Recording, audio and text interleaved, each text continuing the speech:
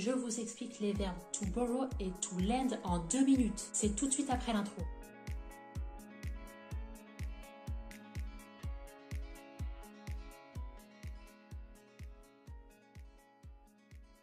Le verbe to borrow en anglais correspond à la traduction d'emprunter en français. Alors j'ai un moyen mnémotechnique pour distinguer la différence entre ces deux verbes. To borrow commence par la lettre B, comme le mot besoin en français. J'emprunte quelque chose parce que j'en ai besoin. Alors par exemple, I borrow money from the bank. J'emprunte de l'argent à la banque. Alors cette phrase, elle est au présent. Je vais vous donner un autre exemple avec une phrase au passé. I borrowed a book from the library. J'ai emprunté un livre à la bibliothèque. Vous avez pu constater que la forme au prétérit du verbe to borrow, c'est ed à la fin. C'est un verbe régulier. Alors ensuite, on a le verbe to lend qui correspond à la traduction en français du verbe prêter. Alors mon moyen mnémotechnique pour retenir ce verbe, c'est que to lend commence par la lettre L, comme le verbe laisser en français. Lorsque vous prêtez quelque chose à quelqu'un, vous lui laissez. Alors, exemple concret, please lend me this pen. Prête-moi ce stylo s'il te plaît. Donc cette phrase est au présent simple. Autre exemple avec une phrase au prétérit. He lent this book to him. Il lui a prêté son livre. C'est un verbe irrégulier. Lent, c'est aussi la forme au participe passé. Donc pour résumer, pour retenir to borrow, ça commence comme besoin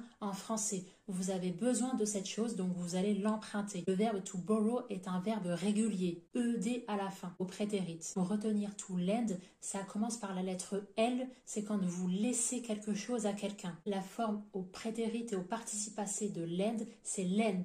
J'espère que cette vidéo vous aura été utile. N'hésitez pas à vous abonner à cette chaîne pour apprendre avec moi l'anglais efficacement. Avant de partir, laissez-moi un petit like, ça fait toujours plaisir. Et surtout, n'hésitez pas à commenter en me disant vos problèmes d'anglais et j'y dédierai une vidéo pour répondre concrètement à votre problème d'anglais. Je vous dis à très vite pour une nouvelle vidéo